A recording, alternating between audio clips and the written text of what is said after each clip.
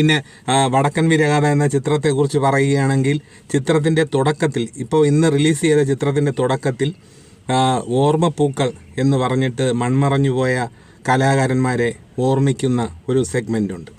അതിൽ ഈ സിനിമയിൽ അഭിനയിച്ചവരും മൺമറഞ്ഞു പോയവരുമായിട്ടുള്ളവരുടെ ഒരു ഓർമ്മ പുതുക്കലും കൂടിയാണ് അത് ഒരു നല്ല കാര്യമായി എനിക്ക് തോന്നി. കാര്യം അന്ന് 89 ആ സിനിമയിൽ അഭിനയിച്ച അന്ന് ജീവിച്ചിരുന്നവരിൽ പലരും ഇന്ന് നമ്മുടെ കൂട്ടത്തിലില്ല.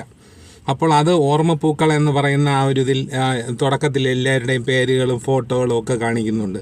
അതുപോലെ ഞാൻ കണ്ടത് ഇത് സിനിമ 4K ഫോർമാറ്റിലാണ് വന്നിട്ടുള്ളതെങ്കിലും തിരുവനന്തപുരം കലാഭവൻ തിയേറ്ററിൽ 2K മാത്രമേ ദൃശ്യത്തിൻ്റെ ആ ഒരു വ്യക്തത കലാഭവൻ തിയേറ്ററിലുള്ളൂ.